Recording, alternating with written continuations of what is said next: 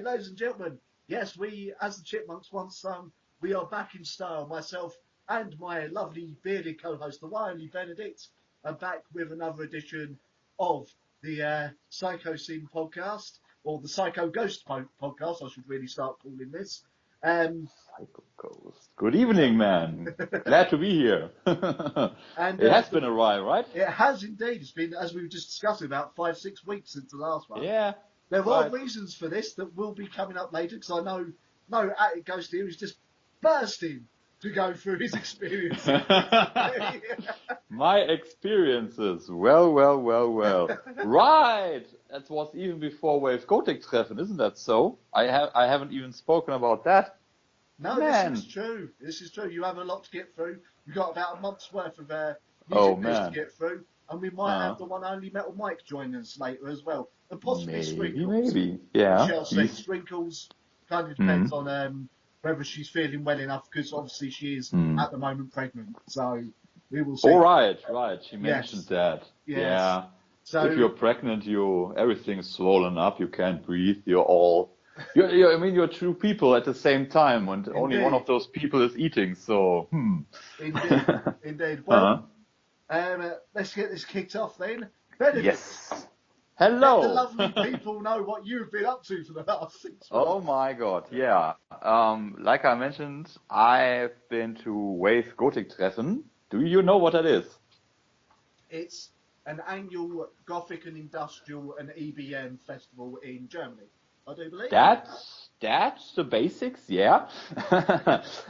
It has been going on actually for ages. I was going to say, it's been going on for a good, 20 years or something? Yeah, I think even longer, because the first baby steps of the thing has been in 92, as I read, because that was very small back then.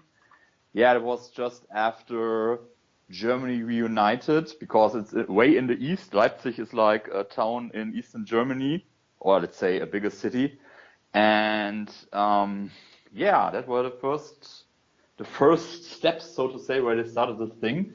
I read that it went on for several years until the guys who host the festival went broke, like the company. Yeah. But even the year when they went broke, which was I think 2001 or 2002, correct me if I'm wrong, I'm all new to this.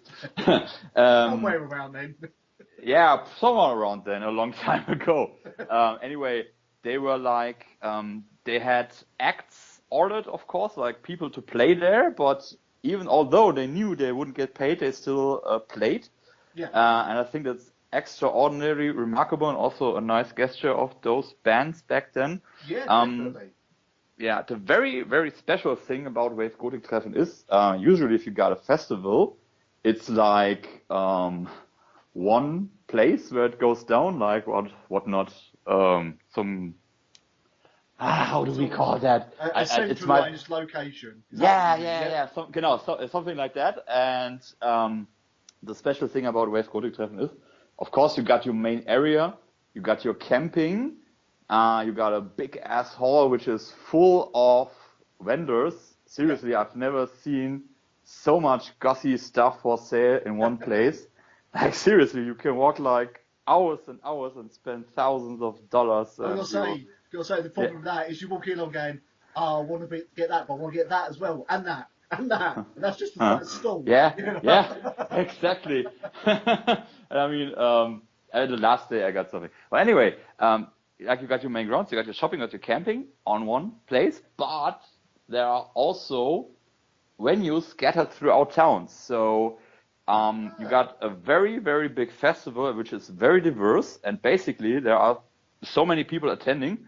I think it's close to 50,000 people. Yeah. That basically the whole city turns goth. Like everywhere you go, you encounter those people, and you have so many venues and shows you can watch. Like no matter what kind of taste you got in the scene, you would have a hard time not finding something you love.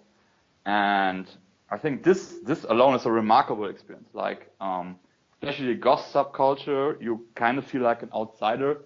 I mean, it came from punk, basically. It's the point of the whole thing. But when you are surrounded by people like you, I mean, literally surrounded, like you got a subway car and it's full of people like you. That's absolutely amazing, man. And I think everyone who's into that stuff, or at least alternative, should really, really check it out. I had such a great time. If I've got the money, man, I might very well try and make it next year. It is something I've wanted to do that for a while. I wanted to do Meraluna is the other one. Meraluna I've definitely got to try and get to. Whitby Goth Fest over here in the UK. That's Whitby is like the town from Bram Stoker's Dracula, where he actually landed.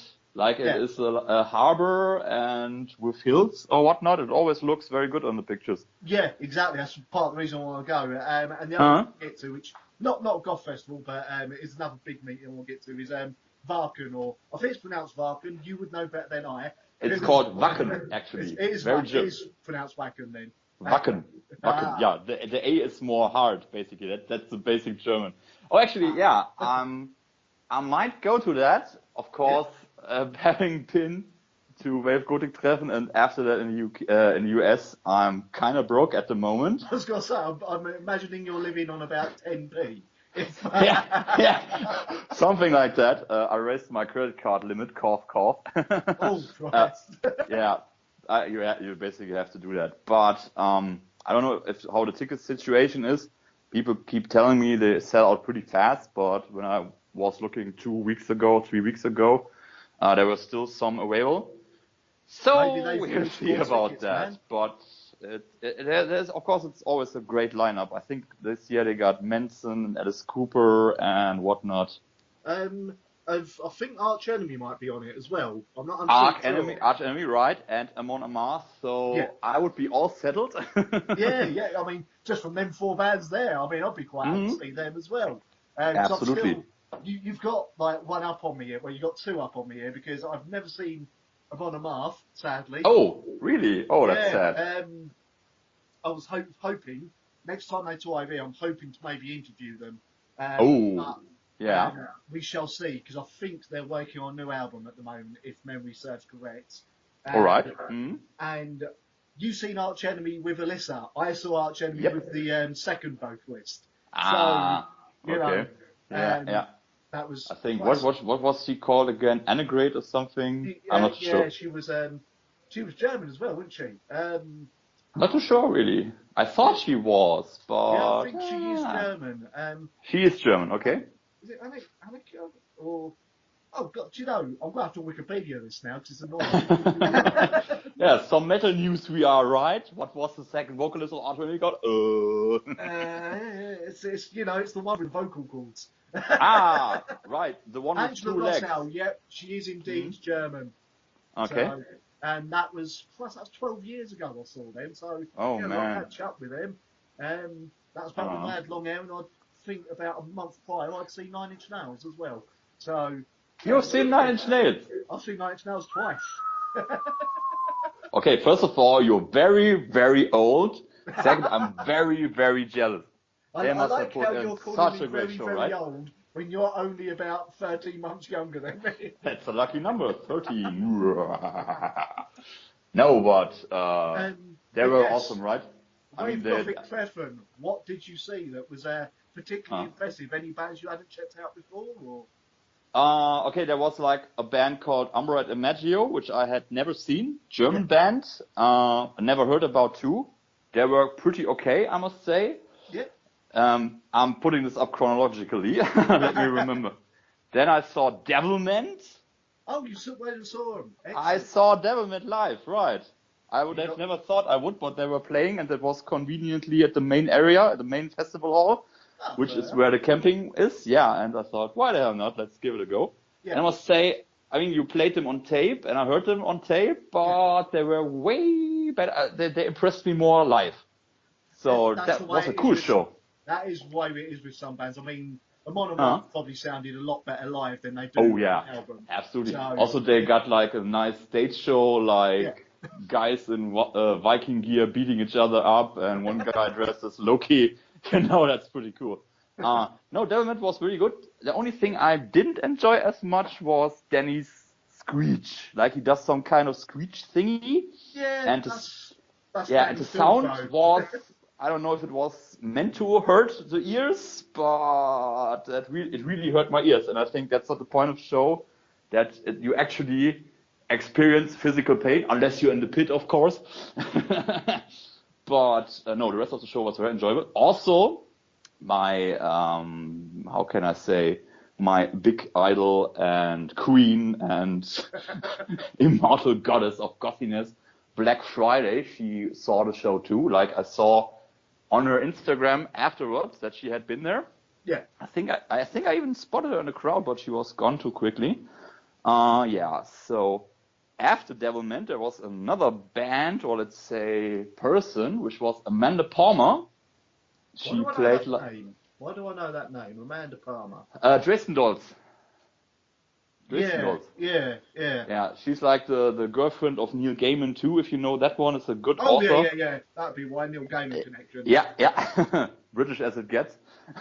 And I must say, although I never checked their music out, I mean, it was not the usual Dresden Dolls setup. She had like 2 other musicians, and they were called Amanda Palmer and such. Oh, right. But yeah, of course, she played a few Dresden Dolls songs too, and I was pretty much blown away. Like, definitely, man. There are people... Sorry? Have you listened to Dresden Dolls before yourself? No. Actually, I mean, I saw like one music video, and I don't know, she always seemed so snubby to me. Like, she wouldn't even say, oh, I'm a goth. No, I'm a Brechtian punk, whatnot. It's the old Sisters of Mercy problem, isn't it? Yeah, right. Your denial level is Andrew Eldridge. Yeah, no, I don't know. That was not very appealing, but the show was, oh man, that pulled some heartstrings there. Absolutely blown away. Amazing. The thing also about Wave Gothic Treffen is that when you want to see shows, and they're scattered throughout town, and let's say it's 11 a.m. and there's a show at 12, and you also need to get there. So I had this app, showing me which program was on, where the people were playing.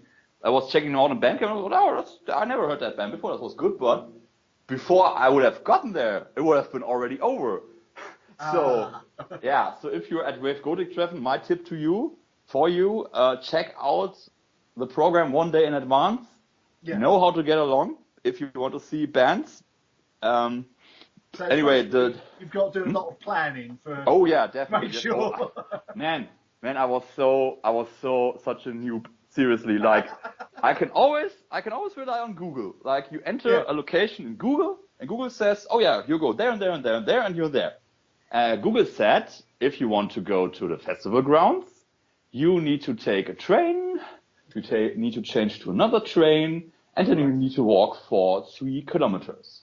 I was, okay, that's odd. Nobody is here like me. Okay, but I did it anyway. Yeah. I ended up at the backside of the camping grounds. They were like, you got your entrance bracelet yet? And I was, no, I thought I would get it here. No, this is the back entrance. You can't enter here. Okay, how do I get the phone? Oh yeah, you got to circle around. And I was like, okay, circle around. So Google told me 3 more kilometers. And it was like 26 degrees Celsius. I had my tent, my gear, and I was walking like 5 kilometers total just to get to the spot. Yeah. Also, apparently, it's smart to arrive on Friday. I arrived on Saturday. Of course, most spots were still taken. Also, the ground is very, very rocky. Yeah, like, how do we call them? Tent packs, I think. Oh, wow. I could not get those in. There was too much rock in the ground, but so a bit of a nightmare start to your festival. Oh yeah, definitely. I mean, not as nightmarish as, how can I say, going to America the first time, but that's another long story. Do not worry, we will be getting to why he was in America soon. This is the second time I've been to America. The first time was, I mean, dude, that would take hours. It was absolute horror. Yeah. Okay, this time getting back was horror, but later. Anyway, I did see the Facebook posts about that. Oh yeah, you saw some of those. Oh man, yeah. Anyway, after I've did this and also did the train ride thingy according to Google a few times, which made me walk for 18 kilometers. I had a friend who lives there. I was spending the day with her, and she was like, "Oh no, you can just there's a streetcar that stops in front of the festival. And you know what? It goes directly to Central Station. Ah! I could have just left Central Station, got on a streetcar, and I would have been there in half an hour. Oh, well, you live and learn. You live and learn, man. Oh man, yeah. And that's Google for you. And I was posting that, and there were two friends of mine. You could have just asked someone, and they were all going there, and da da da. And I was like, I can always rely on Google, but not this time. Ah! Okay. Yeah, what you said, you live, yet you learn. And I already had a feeling that the first time I would probably suck, but that's why you make experiences anyway. Yeah, there you so, go. You know, it's that is the only instance you may hear of Benedict having Google rage. Oh yeah, probably, yeah. Otherwise, Google is my pal, really. Like you're in the middle of nowhere, you put on Google, and it tells you where to go, and it works. So anyway, the second day, because I think I'm still thinking chronologically what bands I saw. The second day, I thought, man, there's like a venue that's called Täubchental, right. And there are 3 bands playing in a row. So I thought I'd go there, just conveniently check them out in a row. Yeah. And Täubchental is a very cool spot. I also did a whole vlog about the thing if you're interested. It is like, how can we say? It's like, in the east there are lots of old left buildings. There are factories and whatnot. And I think it's a refurbished factory thing. And it's kind of a mix between a big club and a bar. And it was, intimate, but not too intimate, like 500 to 600 people. Yeah. And also on the outside they got like food stalls and whatnot. So it kind of seemed like a mini festival in itself. So anyway, I went there, and the first band I saw was Masquerade. Have you ever heard of Masquerade, Ronnie? Heard of, but never listened to them. They're on my list of bands to listen to. Yeah. So. I gotta say, festivals and events like that are a very good opportunity to pick up new music. Exactly. And those are definitely among them. Like, seriously, man. Post-punk is... You love it or you hate it, I think. And mostly it's classic. I do like a bit of post-punk, because obviously the earlier to mid-period of Killing Joke. That's absolutely. I do love me some Killing Joke. So. Oh, definitely. They're very, very awesome. I will check out Masquerade if they're that kind of bass sound, is it? Yeah. They're definitely worth checking out. Like, I think this classical post-punk sound, I thought it was only for older bands, like vintage stuff, but they were only founded in 2013. Oh, wow. And they're absolutely amazing. You definitely gotta check them out, man. Seriously, yeah. Also, the singer seems kind of nice. You like pretty girls, Ronnie. You like pretty girls, Ronnie, don't you? Who doesn't? Let's face it. You're right. Who doesn't? Actually, she looks like a bit like a blonde Susie Sue. I'm fine with that. I am absolutely fine with that. And fair enough, she calls herself Susie Sabotage, so there you go. Yeah. No, definitely. I thought only classical bands could sound as good, but how can I say? It's very post-punky. I hear some edges of heavy blues, but also a dash of Björk, like only a dash. So this mixture. Early Björk quite liked it, so sorry. Early Björk liked a bit of that, so okay, yeah. Yeah, because they're from Finland, so maybe it's this Nordic thing. I don't know. It might well be. Yeah, so definitely was checking out. Second band I saw that evening was Soviet. You know those? Heard of them. No. Never heard of them. Oh, interesting. They're like an Italian band. Right. Also, yeah, the guys. It's no offense. It's sorry if I sound racist or cliche, but Italian guys mostly aren't the tallest, and I think they were all like 3 foot or something. No, 5 foot. Sorry, 5 foot. 3 foot would be. It was a Olympus, wasn't it? No, 3 foot would be a little bit too less. Like let's say 5 foot. They sound pretty similar to Placebo. Oh, like yeah, the guy even has a bit of the voice like the singer of Placebo, but Placebo is like all melancholy and depressed, and they got that too, but it's like a happy, energetic kind of depression. I don't know how to describe it. That is a weird description. It's a weird description, right? Yeah, it's also I mean, it's not easy to describe anyway. But although I hate Placebo with a passion, those guys really impressed me. I like them very much. Also, I think Soviet became kind of famous by being thrown out of the US a few weeks back. Since you never heard of them, you probably didn't hear that story too. No. Like, they wanted to go on a little tour in America. Yeah. And apparently, if you're a musician and you play a show, you need a working visa. Yeah. The only thing they had was like a letter of their label saying, no, those guys only play promo shows. They don't make a dime here. But apparently the customs didn't buy that. So they got put into a detention center and sent back the next day. So yeah, there you go. That's American nowadays for you. But I was going to say, funny enough, that's happened to a few bands over the last year. Because I heard visa. So. Yeah, I heard those working visas are expensive as hell. I think yeah. $2,000 upwards for one person. That's insane, man. And the thing is, the bands who generally need them the most are the bands that the smaller bands, the money back from the tours. Yeah, exactly. So yeah, that's Soviet for you. Third band, but the thing was, you could also look outside at Täubchental, like they had an open window, and it was sunny and hot, a bit overcast in the morning, but then it was like pitch black outside and it was raining as hell. And I thought, oh my god, my tent and my battery pack. I only got this battery pack. What's gonna happen? So the third band I wanted actually to see was Scary Bitches. I'm pretty sure you know those. Heard of, yeah. Yeah, they're probably an older band, very, very funny. I saw a couple of songs by them. Yeah, they have one particular song that I remember getting huge. Years Lesbian ago. Vampires from Outer Space. Yeah, that was the first song they played. I think they're from England too, so yeah. Yeah. I think they actually did a few tours with Lesbian Bed Death over here. Oh, yeah, that fits. I mean, they got this song and they're girls. Why the hell not, man? Yeah, so I couldn't really enjoy those. I saw just a couple of songs, then I went back to my camping.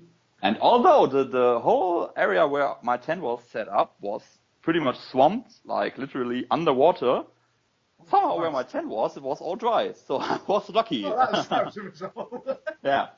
I was then trying to poke holes in the ground. And the guys next door was like, do you want to drain the water? I was like, I'm trying. Yeah. So, okay, then I saw those, and then it was evening. And then I saw, I think it was only VNV Nation. Do you know those? I do know VNV Nation. I haven't listened to anything by them for a while, so I don't know their newer stuff, but I do know VNV. Okay. So, I actually saw them at Mera Luna in 2015. No, sorry, 2016. Yeah. When you go to a VNV Nation show, you just gotta dance, man. You definitely have no other chance. They conjure up lots of positive energy. I mean, apparently, I'm not so into that dancey music kind of thing, disco stuff. I don't know, but those I don't mind a bit of it because don't mind myself a bit of a pop Tigma Berserk as well, just sort of a bit dancier than VNV, to be honest with you. Although you're saying that, you like Pretty Addicted, and let's face it, Pretty Addicted, neat. You got to dance to that, man. So you know. Yeah, they're like the Euro disco of Combi Christi EBM industrial music, right?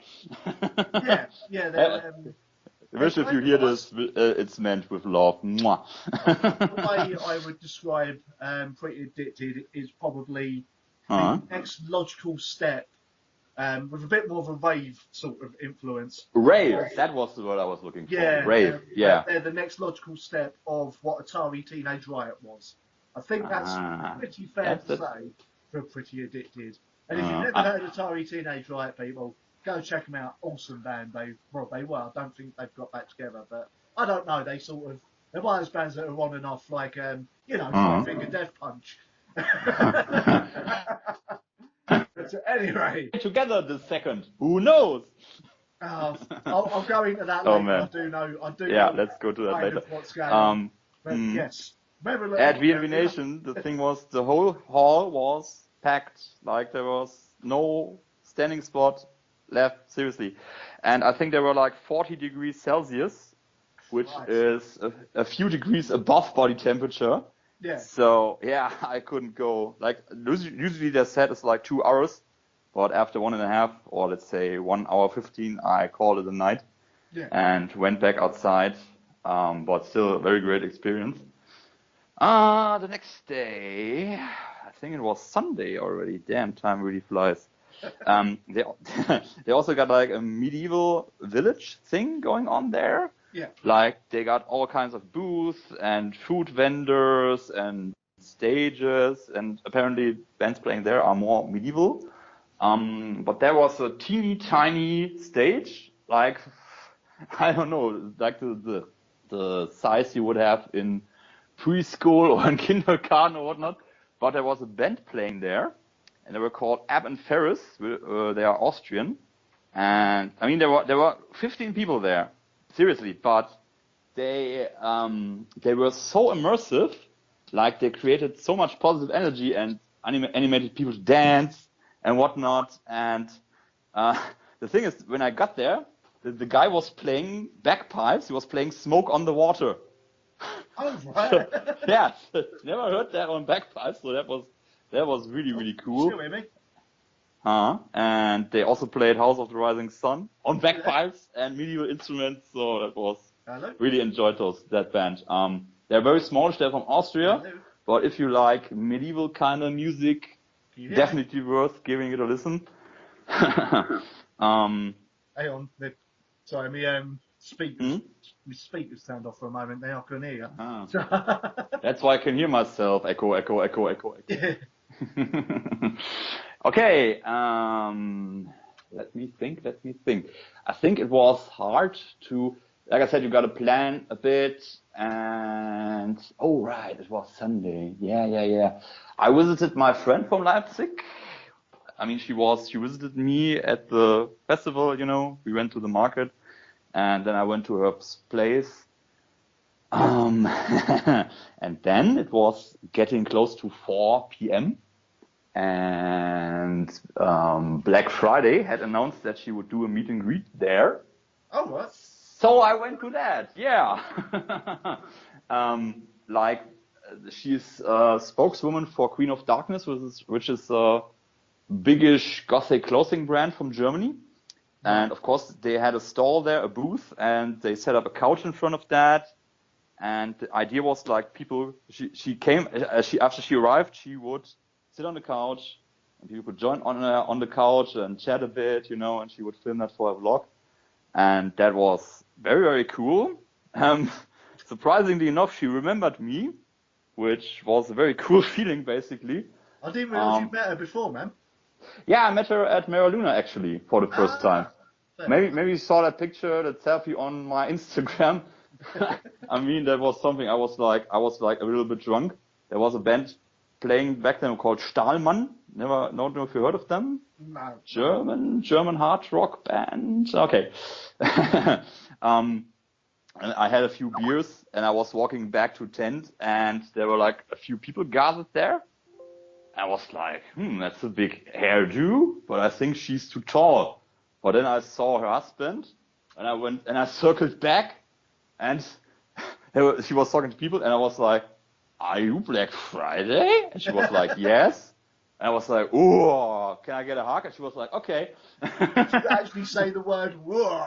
Please tell me you did. Yeah, maybe not as slurred and loud as I did just now, but something that, in a way. I mean, if a big bearded German dude is walking up on you, and the first thing he asks is a hug, and you just do it, I mean, that pretty much nails it. Who you are as a person. Yeah. So, yeah. And I mean, I was like, "Oh, I'm also fairly spamming your Facebook," and she was like, so yeah, maybe I made an impression by that. Well, to be honest with you, man, you're not the most inconspicuous. looking at people. I'm trying. I'm definitely trying. It's your height, man. It's your height, the height and the beard. And usually like when I met you, I think you had your contacts in as well. That kind of made you stand out a little bit. To be honest. When I saw that gathering at Marluna, they were all, of course, they were very nice, adorable people, but they were all held back, like shy in the background. And I was just walking up drunk as hell. You black. It's actually funny when I think about that. So anyway, she even put me in her vlog, which is a very, very cool thing. I got like 20 minutes there. I was I mean, of course she was filming people, but she could have like made it a bit smaller, a bit shorter. So I was very pleasantly surprised by that. And maybe you were I just love that woman. You might have been, well, let's not go that one. Never noticed, right? Maybe you were one of the more interesting people that she got recorded that day. Which could be why you got so long on it, man. Maybe. Over time, you might have to get her into one of these podcasts or something if she's free. Depending. She's very not the best communicator. She says it herself. like sometimes I send her little videos and stuff on Messenger, but she never actually replies to that. But I don't mind. I mean, I've visited a friend, to which I will come later, and even her being a regular famous person, and then you are a YouTuber who has 500,000 followers, I can understand that it's not easy to go through all your correspondence. Every once in a while she posts something like, I can't keep up with my emails and messages, and it's also horrible. I need a secretary, but I can't pay one. So it's okay. It's really okay. So anyway, after that meet and greet, I saw she passed away. You know those? Heard of again. I think heard of from you, funny enough, in one of your videos. Right, I think I mentioned that. Yeah. Which is how I've heard of Disjected Member. That's it. It was good of you. Yes. They're also from New Zealand, and I heard them on Black Friday's YouTube channel, so there you go. It's a small world, actually. It is indeed. Indeed. So anyway, off. Yeah. There's also this, how is it called? The small world phenomena. Like the theory is everyone in the world is connected through 6 people with every other person in the world. Yeah. And I must say I find that kind of to be true. So anyway, she passed away. Another post-punky goth rocky band from Turkey. Yeah. I think they also do gothabilly, psychobilly, rockabilly, something like that. They're very enjoyable. And the thing is, they also sing in Turkish, so you don't understand a single word. But I think this is also something that makes them stand out. Yeah. Because I've browsed them on YouTube a bit, of course, and they also did like a cover of, I think it was Joy Division. And when they sing in English, it just takes away totally their originality. They sound like everyone else. So it's like when they released, for me anyway, obviously for you it'll just sound the same, but for me it was when they released a couple of English versions of Rammstein songs. It just didn't sound the same. It just didn't sound right. It just sounded completely... No. Yeah, it takes away all the fun, and with them it's the same. Also Turkish, surprisingly, sounds very melodic. I mean, at least in the way they put it together. So here you go, that works. After that, I went back to Teufelstal for a bit because, there was Noise of X playing. It's kind of like, I don't know, cyber industrial or rave, or how would you call them? They've been around forever too.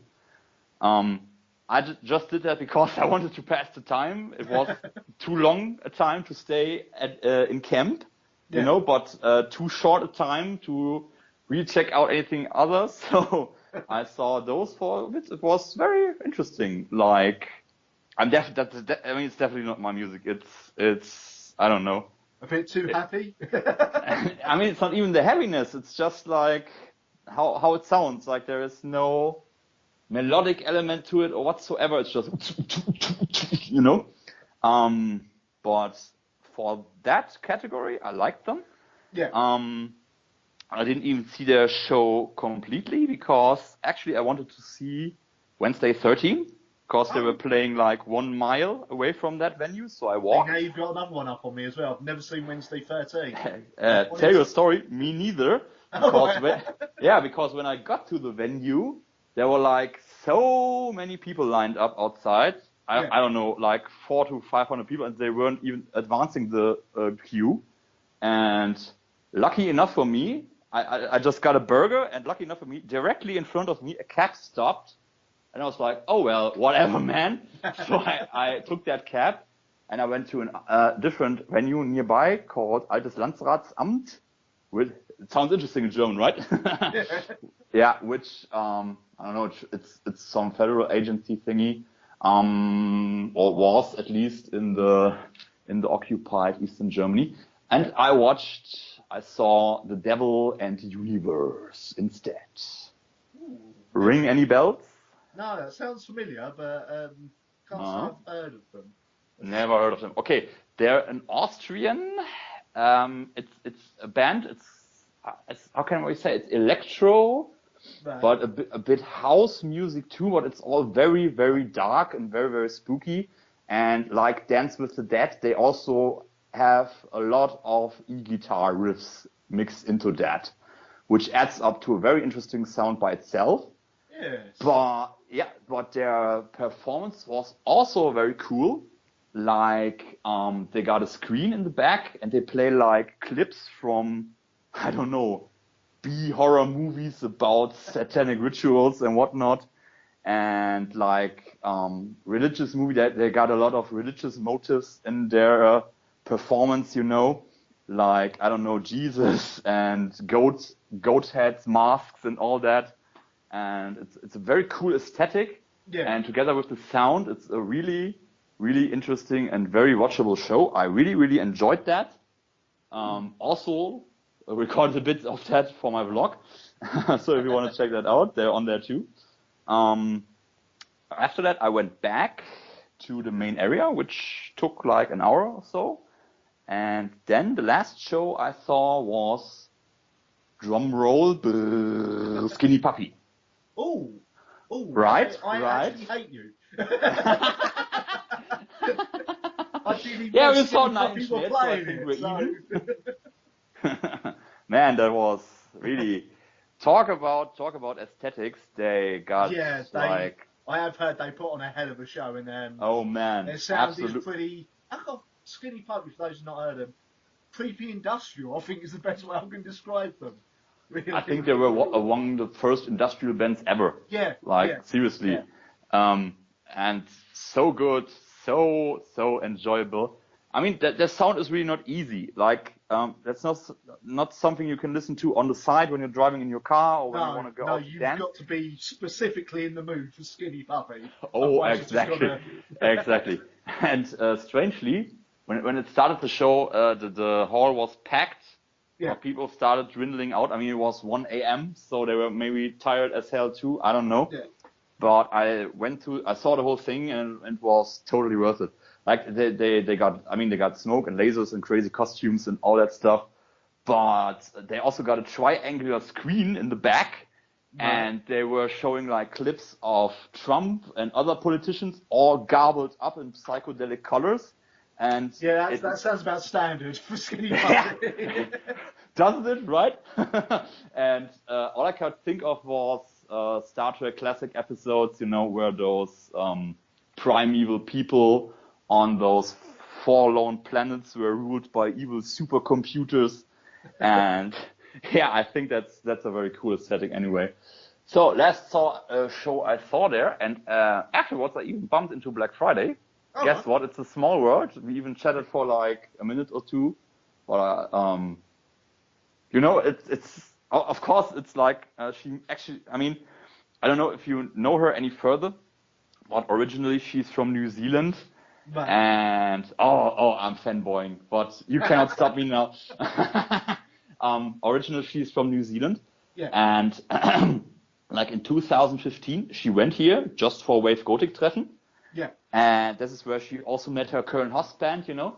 And I mean, obviously, if you're in New Zealand, it's a very pretty country, but it's boring as beep, you know. And yeah, and if you then you know you enter this dark wonderland surrounded by all the people that are like yourself, that, you know, and you've been, I can't even describe it.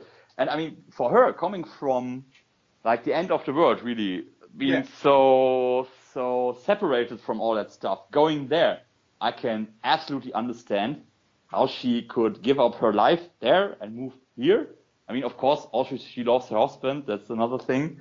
But, you know, it's absolutely amazing. And from now on, I will definitely go every year. Yeah, that was my way. So another expense for you every year.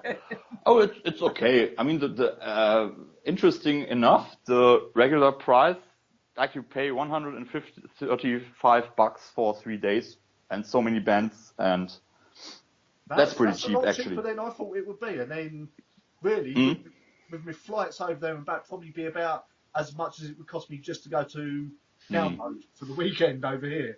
So, well, I mean, my last flight to the UK would have been 180. Yes. So back there and back. So I think that's doable. So you should give it a go. Really. I will do. I do need to get to more festivals, because at the moment I've still only done one. And that was the first Download back in 2003. So that was back when it was still only 2 days. Are you kidding me? Yeah. 14 years and only one festival? One weekend festival. There's I've actually played with my band at 2 all-dayers. Okay. Oh, my old band. I'm not really in a band at the moment. I don't know. And I've also went to what was called Inferno Fest a few years ago. With someone who's been on the podcast before. I went there with Squiggles.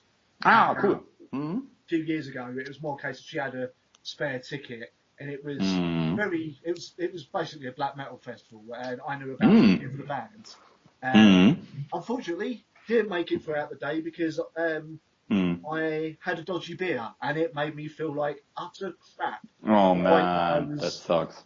I missed out on one of the main bands I was going for, which was that's not cool, man. That's not cool.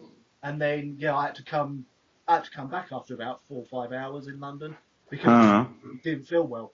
Come back, fall asleep for about 5-6 hours, and then Squinkles phoned me up saying, "Right, I'm outside. Do you let us in?" I was like, "Oh right, yeah." But, oh man, that's a depressingly low count of festivals, though. I know, but maybe I should do something to help you. I mean, it's also the money situation as well, man. Because not definitely. only the price of the ticket, but having to get camping equipment and then the travel there.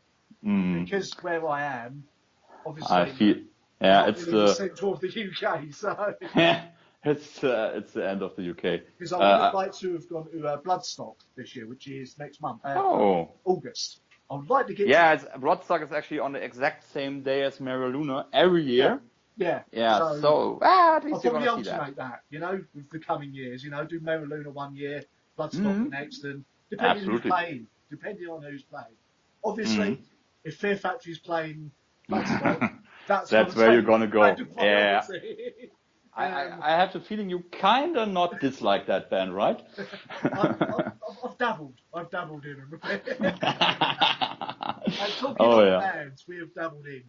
Well, I know you put up the vlog. I am yet to watch it because I'm semi-busy this week, surprisingly. Oh, cool. I've noticed by me putting about 4 review videos up this week. I saw. I gotta watch.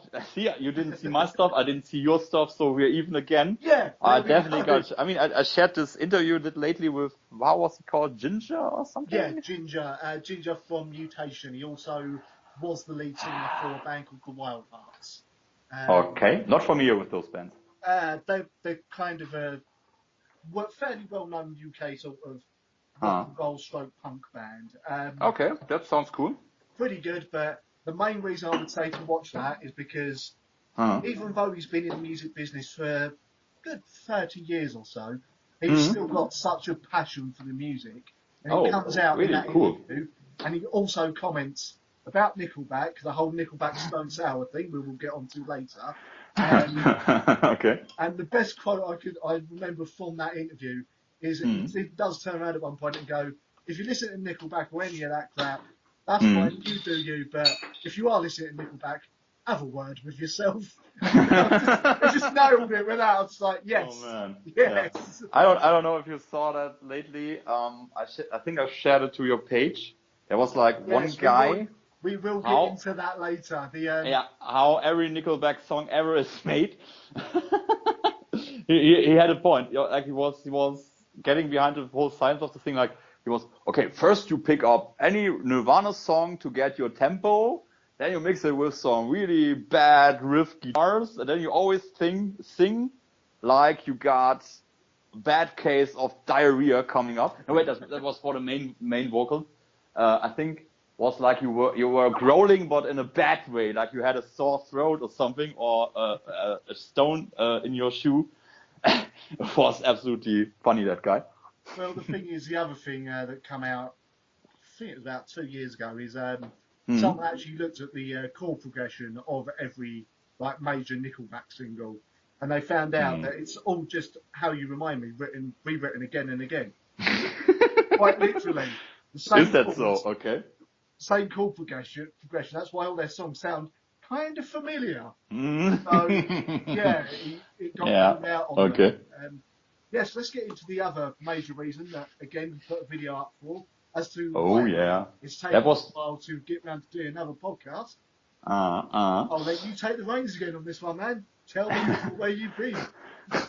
I mean, it kind of feels like a monologue, but I'm talking to you, so it doesn't feel completely like one. I just put it up yesterday, I think. Yeah, yesterday. Yesterday night, so it still is yesterday. Anyway, it's my vlog about going to America to see the last 4 shows of the tour from the Birthday Massacre doing their Under Your Spell tour. Kind of thingy. He says the last 4. He doesn't mean the last 4 ever, just the last 4 of that tour. Just to clarify. Okay, guys, the band broke up. No, it's no, just the last 4 of that tour. As I know now, they're also going to Europe in October. So but no UK date actually announced yet. I noticed. No, they didn't announce any dates, but I know they're going to be in the UK and I know they're going to be in Germany, Poland, Russia. Yeah. So the usual. I imagine November time for us, probably, or the end of October again. Did they know? But because if they got November for you, then they're coming from Russia, going westwards. But I don't know. Possibly. I don't Nothing know, announced yet. I don't know. I'm hoping it doesn't clash with the Cove and the Lotus gig, because otherwise that's going to be a bit. That's going to be in December. I think that Cobra's also doing one show in Saarbrücken. Yeah. You know, where I saw him on a mask at the end or middle of December. So I think you're good. You're definitely good. Yeah. Anyway, I went to America 2 weeks ago, or 1.5 weeks ago, to see the Birthday Massacre first thing in Philly. This was pretty much familiar terrain for me, because that was actually the first time I ever went to America to see them, which was on Halloween 2015. They were playing at the Trocadero Theater. Which I don't know if it's a legit old 19th century thingy, but it's in Chinatown. Yeah. And it's also like a club, but it kind of also looks like it could have been a movie or a regular theater. And it's all, how can we say, nicely decorated. And it has a very cool atmosphere to itself. The thing is, it's Dracula's Ball. Usually, Dracula's Ball is 2 times a year, as I found out. Oh, right. Really. It's in June, and then the other one is on Halloween. So this year on Halloween, Whitby Goth Festival. I think there's 2 of them over here every year as well. Okay. Interesting. Didn't know that. I did tell me about it. I believe there's one during the summer, and then there's one that everyone usually knows about, which is one near the end of the year. So cool. Actually, I would enjoy goth festivals in winter a bit more because everything gets dark and the night is longer. Anyway, this was very familiar for me because I've been there before. Yeah. I also knew how to go area, like when you're at the airport, you take a train and then you walk a bit. And I mean, it was a pretty expensive hotel I got, but it was ridiculously close to the venue. So there you go. Very cool about this whole thing was that, I mean, I'm in the Imaginary Monsters group on Facebook, which is a big TBM fan group. If you're listening to this, if you're a Birthday Massacre fan, you should definitely join us. It's full of fans and they're all super, super nice. And good about this trip was that I was gonna meet several people from over there, like the American fans. And man, they are so nice, seriously. The UK fans are already really, really nice people, but those Americans really won over my heart, seriously. Like, there were like a few, of course, coming from somewhere else. Like I had two friends coming from the south of North America, like I think it was Georgia or no, Virginia. Georgia and Virginia, I think. Don't hate me, guys, if you listen to this. And some from the area around. And, you know, it was all a nice get-together. I mean, obviously, if you talk with people online for a very long time and then you meet them in real life, it can be very exciting, but they're all nerve-wracking as well. I'm over that nerve-wracking thing. But interesting. I mean, you don't know what you're gonna get, you know. Yeah. But they really, really surprised. I mean, not surprised me, but they. How can I say they. But yeah, but actually, you know what? It was a surprise how absolutely friendly they were, and yeah, we spent like a little bit of time together before the show. At the show, I mean, they had their usual the Under Your Spell tour setup was like Sumo Psycho and Army of the Universe traveling with them.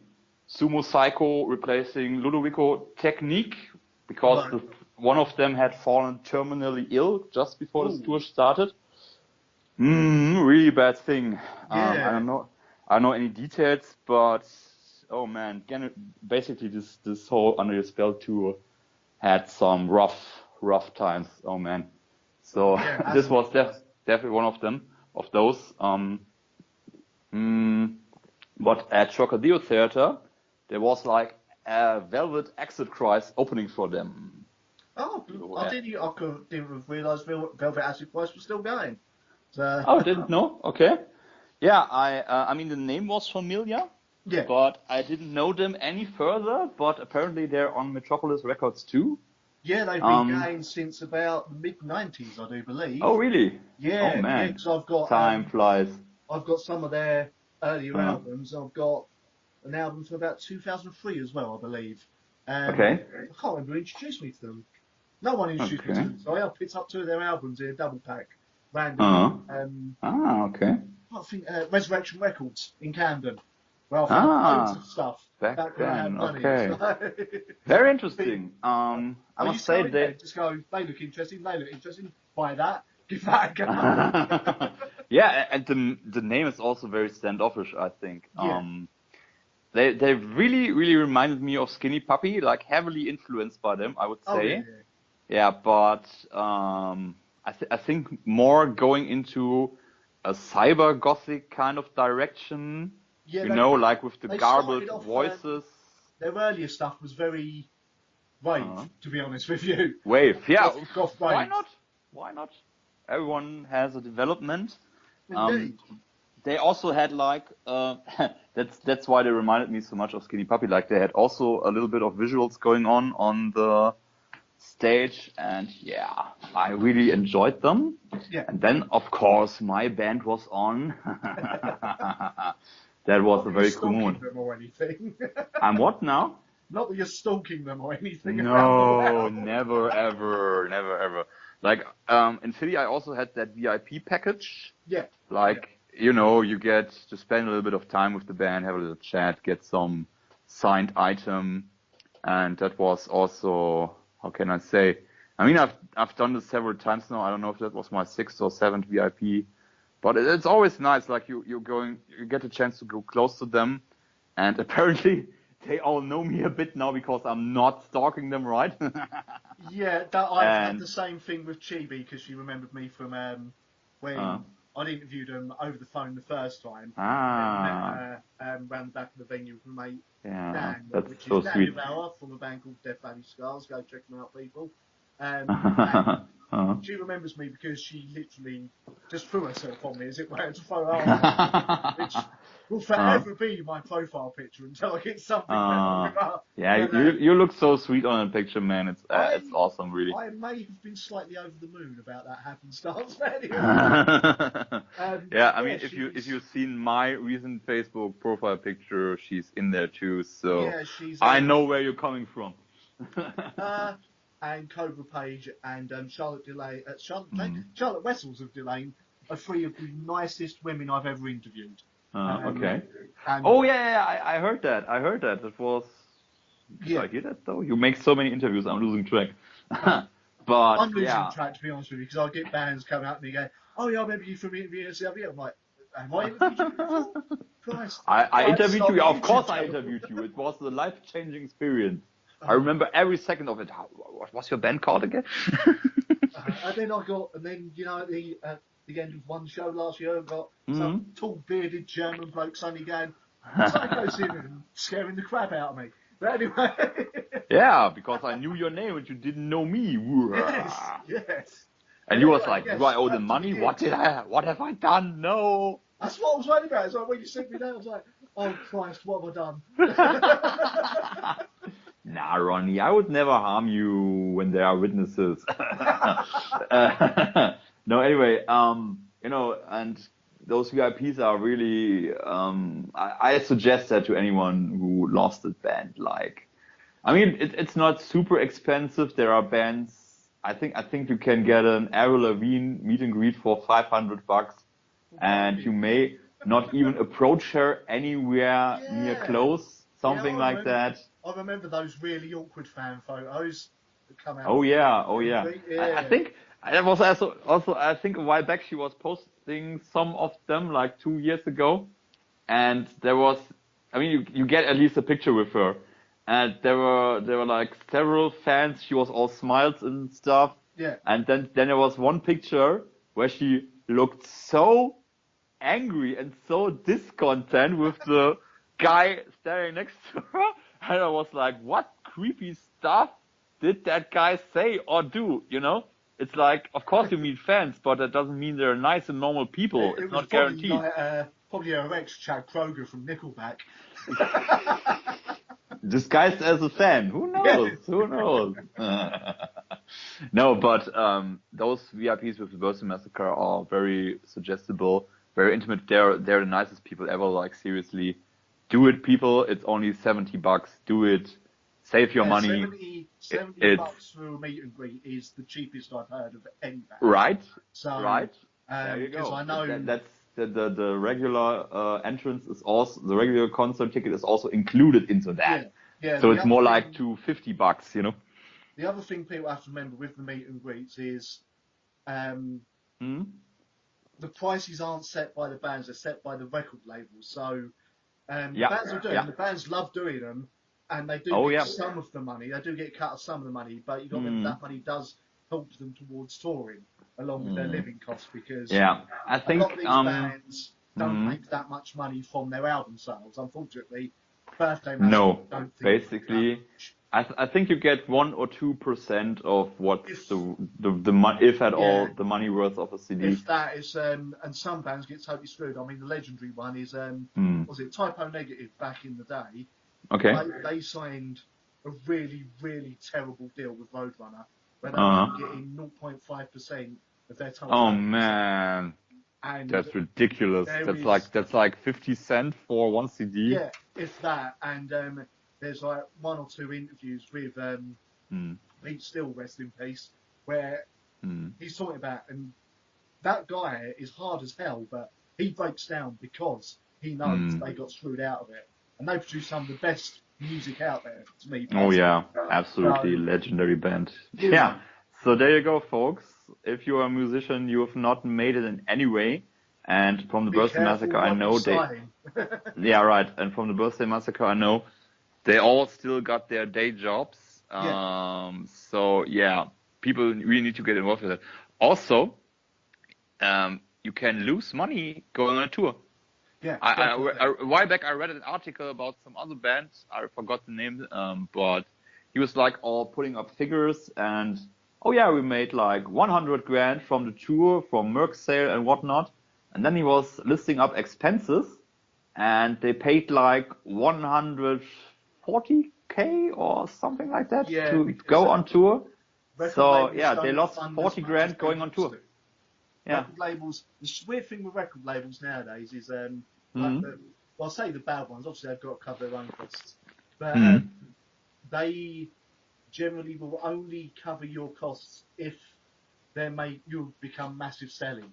Then they'll cover your costs when you don't need it covered, which is a And roundabout way. that's covering your costs. That's not making an income, you know? No, it's Huh. stupid. It's very, very stupid. Yeah, the music industry is a very rough business. Always has been, but I think Yeah. it's even worse nowadays. I mean, So, I've said it maybe times before. I want to start my own record label, but I want to have the funding where I'm not leaving bands to pay for everything by themselves all the time. It might have to end up that way, depending what bands I sign and how successful they get. But, yeah. you know, until that fateful day when I suddenly get the chance to sign the Birthday Massacre and Benedict becomes an even closer friend of mine.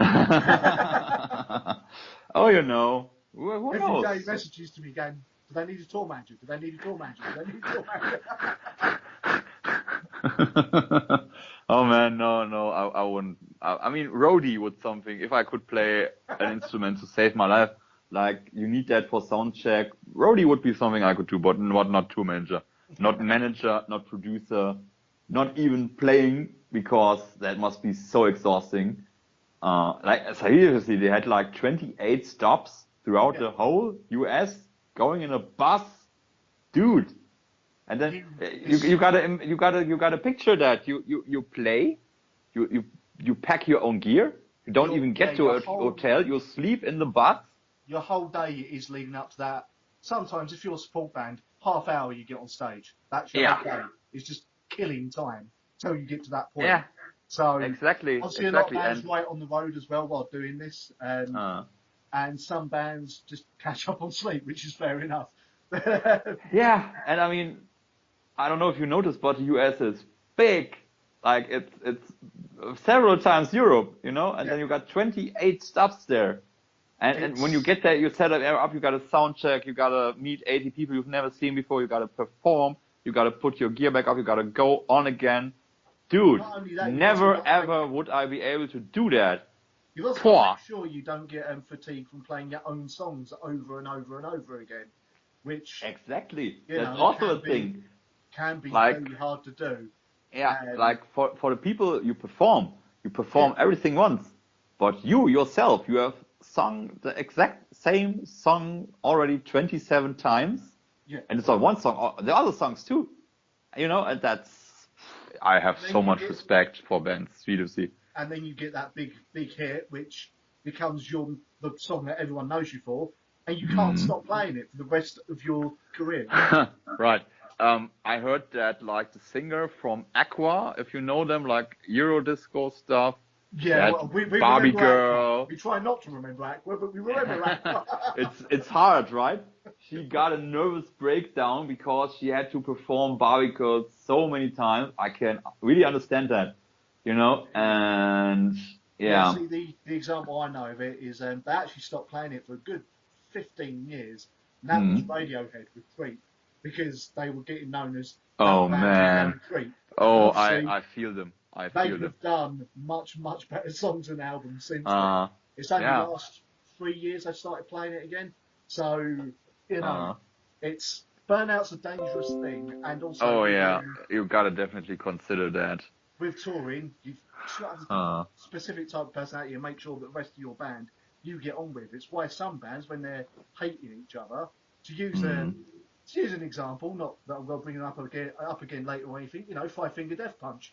How that band has stayed together for as long as they have when they blatantly hate each other. I have no idea. I mean, I was obviously, if you are in a working environment, you can choose your colleagues. Yeah. And sometimes there are colleagues you really hate, but you gotta work with them. Like you get so to go whatever, home man. At the end of the work But day. that's a band. Like that's a very small work environment, and the way you work together is way, way more intimate. I can understand why so many bands break up. Like sometimes there's a point where egos are just too big to be compatible any longer. But I don't know, man.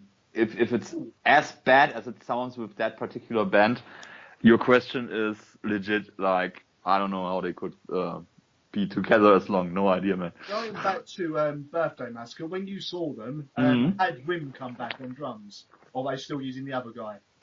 No, actually, Rim wasn't able to make it to this tour at all because good news, his wife is expecting a baby. Oh, right, okay. Yeah, and also he's tied up in work. At least that's what I thought heard. It was because of work. I didn't know about the other things. yeah. I think it's both. Like tied up in work, and obviously, if you are expecting a baby, you want to be in a stable work environment. So, like I said, day job. Of course, he's in a band. He's been playing with the Birthday Massacre since the start, or at least the early years. But I reckon he won't be doing probably most of this album cycle then. To be honest, I have no idea. Yeah, I mean, he'll want to stay with the kid for a while. So, probably, and I can understand that. But I must say, I mean, obviously there has been a lot of trouble with the first replacement drummer they got.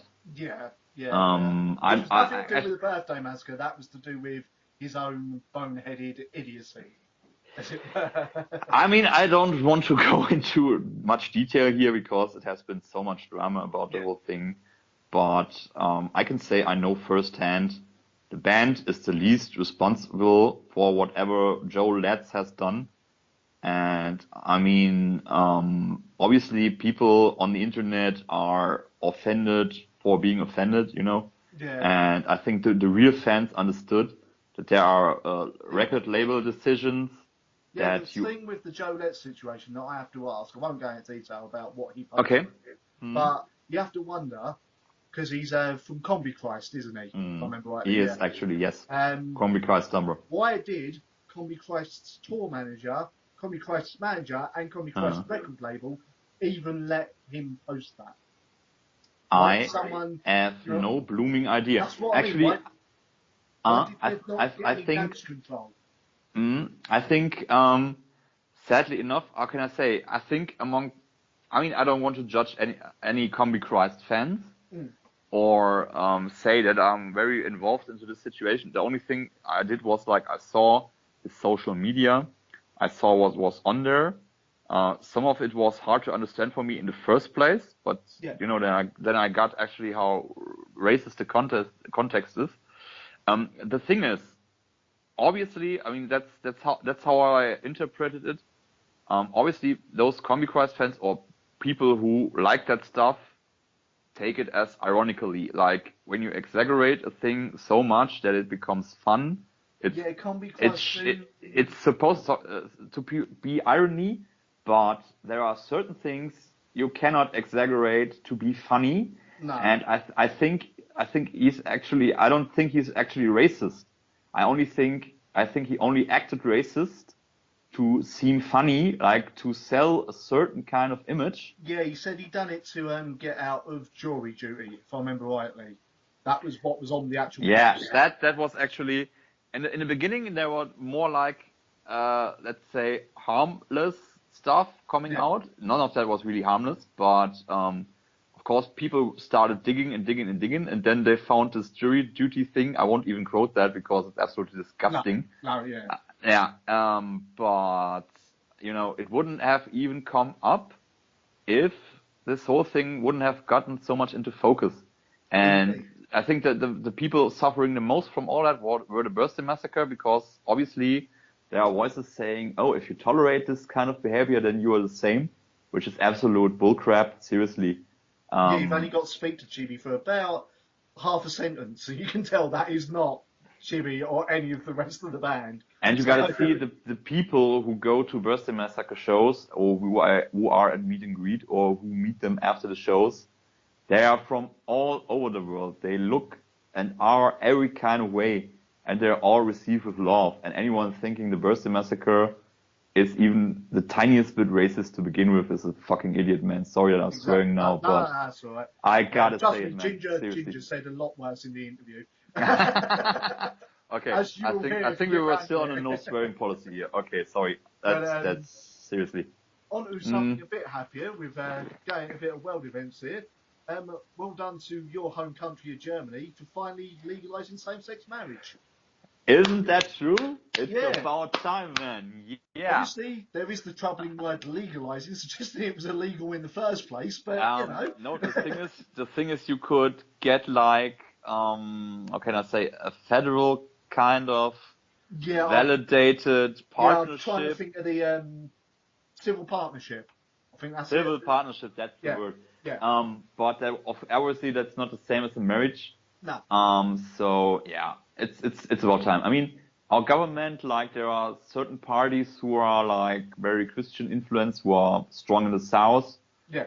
Where obviously there are a lot of Bavarian Catholics. Those people basically run the country.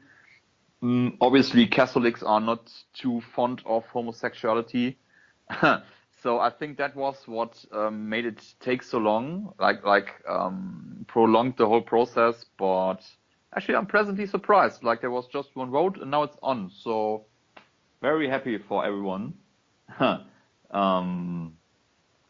Yeah, and I think it was about time. We were like, one friend of mine from Mercury was like, "Oh yeah, usually Europe is ahead of everything else."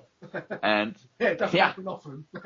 Yeah, now Europe is last, you know. Sometimes it is like that, but whatever, man. I'm very happy, and I think that's also like not. I mean, how can I say? Not even if you are a stupid kind of person and can't accept that, you can at least tolerate it.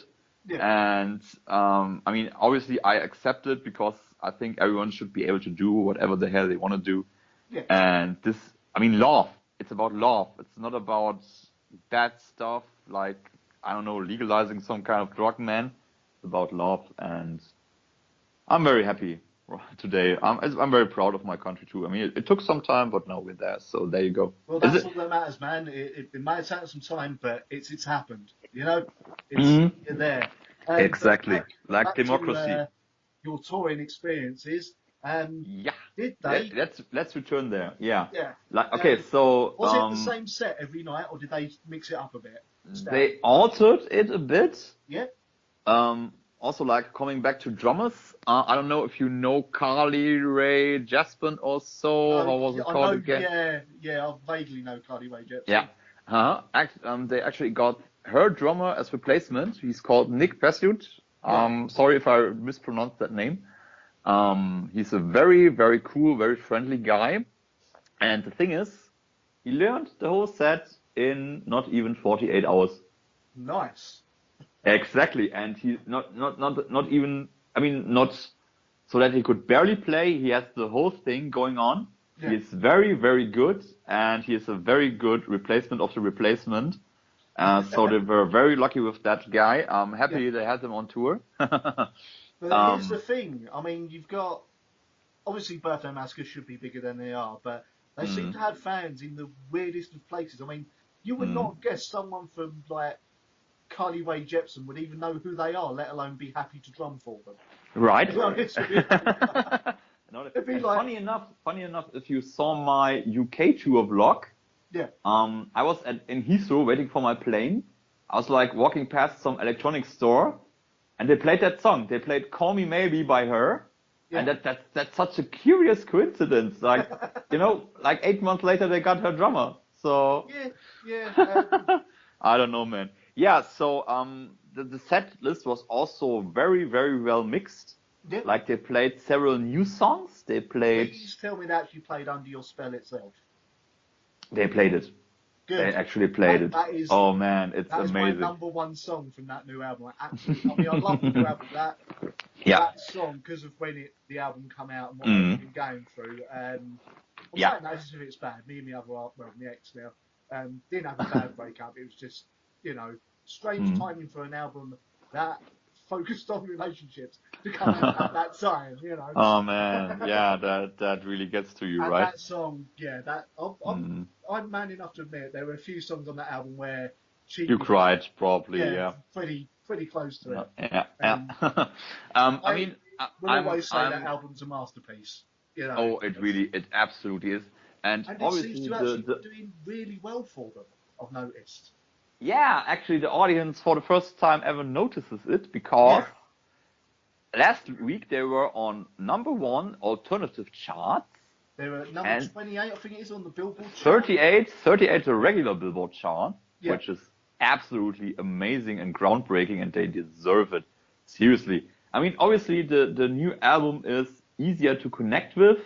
Like, it's a bit removed from... It's also, strangely enough, it's also... It's weird how the big masterpieces end up being this way. Probably the most darkest and, in a way, depressing Birthday Massacre album. I would say it has a lot of ballads, like love songs. Yeah. Well, of course, it has some full-on, like you call it, unicorn metal songs. I've never heard it called that before, to be honest with you. Yeah, but less than the other albums. Has to be said, this is a lot more sort of ballads, more love songs, as it were. And I think the general sound of the album is very 80s. Yeah, and I think that fully embraced that. Yeah, and I think that all in all is a very easy connectable, easy accessible combination, and they deserve to be where they are. I hope they're gonna rise a bit more with that album. As I heard yesterday, they even entered the iHeart Radio playlists, which is the Apple Music radio thing. It's also kind of giving away what the first single's going to be, I think. Yeah, So yeah, I hope it goes a long way for them. This is also the album with the probably the most cheesy Snake voice, as she puts it, on songs, isn't it? You think? I think so. You think? Let me think.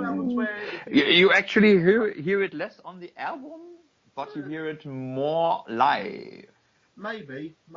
I'm not too sure. Yeah, but what I think it in Blue, which is the first song of theirs I ever heard. Oh yeah, that's all Snake voice, but also Broken. Broken is older than Blue. So I actually think it's not easy for her because she had her vocal cord surgery. But I like the contrast she can bring up with her voice, Yeah. Like you got soft and husky, and you got like this loud, powerful singing, and you got the Snake Man. You've got the I suppose you could call it innocent girl vocals as well in a few songs. Oh yeah. Like Looking Glass, I would say. Is innocent girl vocals. Yeah, but you're getting distracted by the school uniform which is why there. The first time I actually spoke to her in person, her voice took me back a bit because I wasn't expecting her to actually sound like that, just speaking. Yeah. I mean, she's very nice, but she's not only nice. I think you shouldn't mess with her. She's a very strong woman. So anyway, the show in Philly, I really enjoyed that. Obviously, seeing 4 stops, I had to go a long way. And actually, in the first place, I thought, maybe I'll take a train or a bus. But I looked up connections on Google Maps, and if you don't got a car in America, you're absolutely screwed, man. Like, seriously, you gotta change 5 or 6 times just to get where you want to get. So, it's insane, really. So, luckily, my friend Jonathan and David also saw the ending force shows of that tour. Yeah. And they were going by car and was like, can you take me along? And I was like, yeah, sure, why not? And so the first day after Philly, we drove to New York. Bullshit. Sorry. We drove to Jersey from Philly to Jersey. It's like 4 or 5 hours. That was really, really cool. Also, check-in was late, so we got to spend some time in Jersey. 5 hours car trip, Jenny. So that's 5 birthday massacre albums there. Yeah, something like that. No, but he had like he has all kinds of music. I think he had Real Nation on and some other bands I never heard of, but that was a lot of fun. Also driving a lot in a car in America is very enjoyable. Like the landscapes are interesting. Yeah. I mean, in New England it's not as vast probably as in other areas, but it's not even New England. That's more in the south. I'm talking bollocks again. Yeah, but well, going you to know the New England. tagline of this show, man. Bollocks, right? I gotta live up to that. No, but Jersey is actually very pretty. It's very modernized, very touristy, all pretty clean. Reminded me a bit of Europe, basically, and they got a very long beach there. So we spent some time there. It was very cool. Also, the venue they were playing at there was called the Stone Pony. And obviously that's a kind of legendary thing because when I was there, they had like the whole wall was filled with signed guitars from all kinds of bands. And as I heard later, I mean, they had a picture of Lemmy performing there, which was very, very cool. Yeah. I took a selfie with that. I didn't publish that yet, but maybe I will. It'd be rude not to, you know. Actually, right. And I heard Bon Jovi played there too. I mean, that's not obviously not my favorite band in the world, but obviously a bigger band.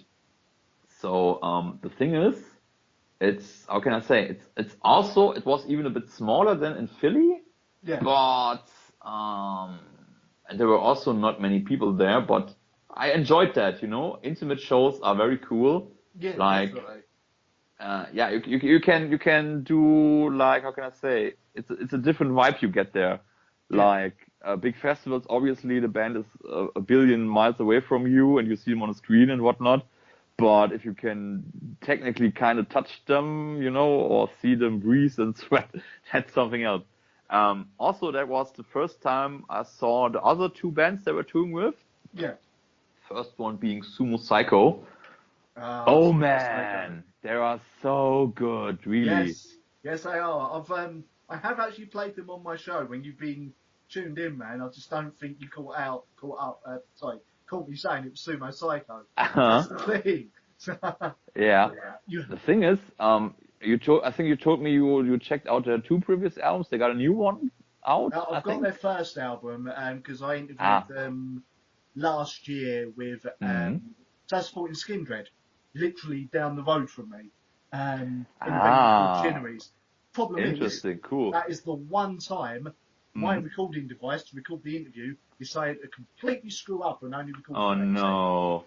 So I'm hoping they come back. Even if they hit London, I'll interview them again. I'll do it because Seva, I can't remember her proper name, but Seva, as most people know her, is one again a very, very lovely woman. The whole band were lovely, really welcoming, really, really nice. And as you said on one of your pictures, one of the most energetic bands I've seen live. Yeah, I mean, I've vlogged the whole thing, and I've never seen a band. Her name is Sky, by the way. That's Sky Sweetnam. Yeah, as immersive as them. I mean, like, how did I put that afterwards? There are bands performing, and there are bands actually playing, and I think they were actually playing. Like, how can I say? Usually the band is on stage, everything's tame, blah blah blah. You watch them, they go off stage. But them, I mean, Sky is like the stage when they played here. A whole band were getting off the stage playing in the crowd and everything. Exactly. That's absolutely that thing. Like Sky would get frequently off stage, like sing in the crowd. I've never seen that. Like there were no securities or whatever, or people being handled. She just jumped off stage and sung in the crowd like there was nothing to it. You can't stop her. I know you can't stop her. No, definitely. She climbed the bar. Like usually she would get a drink. Yeah. And chug it and sing standing on the bar, and the last thing they mostly did was like the guitar of them, the main guitar player. Yeah. Oh man, I got him on Facebook, but I forgot his name. I'm sorry. I think Matthew. She would climb on his back.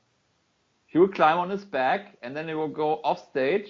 Yeah. And I mean, if you carry, I mean, she's not the biggest woman as well. I was gonna say we should explain that Sky Sweetnam is literally about 4'9" or something. I think she's a little smaller than Chibi even. But she would climb his back and she would sing and he would walk in the crowd, carry her and still play.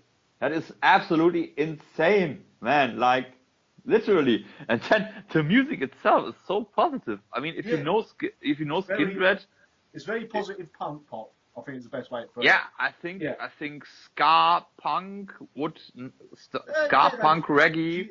Vocals are definitely very No Doubt. I found. Oh yeah, they always say No Doubt, but I don't hear it. I think No Doubt is never nearly enough as nearly as punk as they are. No, she's not more just full on. Vocals, just her vocals. Yeah, she sounds a bit like Gwen. I'd say that, but that's about it. Interesting thing about Sky Sweetnam that some people might be out there who are thinking, why do I know that name? The reason you might know the name Sky Sweetnam, and she told me this when I interviewed them, is because her music career didn't start in rock or metal. She didn't start with Sumo Psycho, and she used to be a solo singer. Right, pop star even, right? She supported Britney Spears. Oh my God! Yeah, years that ago. thing. And then she ended up in Sumo Psycho. For the better, we should say. Oh, definitely. Ended up sounds a bit negative. Actually, I think it's a positive development. Like, I mean, who cares about Britney Spears? I don't. Exactly. No, exactly. that was me, I don't think of course. Britney Spears cares about Britney Spears anymore. Who knows, man? But seriously, this kind of performance really is amazing. And I mean, I've seen some bands, I've seen festivals, I've seen smaller shows. This really made me fall in love. Really. They're another band who, like Birthday Massacre, deserve all the success they can get. Oh, Most definitely. Because they are busting their arse out on stage. Oh yeah, absolutely. The other band they performed with was Army of the Universe. Yes. I've only known them because. Why. Sorry? That name sounds familiar. I can't think why. Yeah. The thing is, a few years back, Chibi recorded a song with them, actually. Oh, right. Yeah, it's called Mouth to Mouth. Actually, pretty poppy, I would say. Right. Nowadays, or let's say on stage, there are some people call it industrial pop, and that's pretty much nails it. It's both of those things at the same time. To be fair, they didn't blow me away or anything, but they were enjoyable. Like you say they didn't blow you away. Did they have to follow Sumo Psycho? That wouldn't have helped. Yeah, I mean that's also something some of the fans and me thought and talked about. Like, why did they like? Of course, every band has their own energy level. Like, there's this band like Sumo Psycho is full on, right in the face, who just blows you away, and then there's like this. I mean, poppy sounds negative, but it isn't actually meant negative. Poppy band, and they're like a bit below that, but still good. Yeah. I mean, you're totally pumped up, and then you're taken down. I mean, why? I think they should opening bands should play in order of how much they are full on, how rocky they are. They should start with the smooth band, and then the rocky band. Up. Yeah, right. Up the ante, and then when the Birthday Massacre obviously is both of those things. When they are on, you are all prepared, but no. But anyway, I don't decide those things, and they were good nonetheless. Really good band. Strangely enough, on stage they didn't. I mean, Jonathan got a CD by them because he really liked them. But strangely, their CD was more enjoyable to me. Maybe because it wasn't after listening to Sumo Psycho. It was that. I mean, probably like that. They're going to end up as one of those sort of live bands that's going to be very hard to follow. I mean, the only reason Skindred got away with it is because, again, they are a very energetic band. Well, absolutely. So and so positive. Yeah, so positive. I think Sumo Psycho, they recorded even a song with Benji. Yeah, yes. Definitely, he was featured on one, so that actually fits, you know. Definitely. Definitely, yes. Okay, so yeah, then the Birthday Massacre was on, which was amazing and awesome as always. Also, I translated an interview of Sonic Seducer, which is a German goth and alternative magazine. It was with Rainbow about a new album. And the main vibe of that interview was like, it's the most intimate album they've ever put out so far. Yeah, I would agree with that. Oh, absolutely. And after I saw it being performed live, I mean, I'm going to be honest, Under Your Spell didn't resonate with me as much as it did with other people. Right. Probably it's more about feeling the loss of relationship or whatnot. It's a very emotional song, and since haven't been in any kind of serious relationship in forever, I cannot connect with that as much. But seeing it performed live was very, very emotional and so immersive. And obviously for Chibi, it seems to be also a very personal song. Yeah. And this kind of won me over, you know?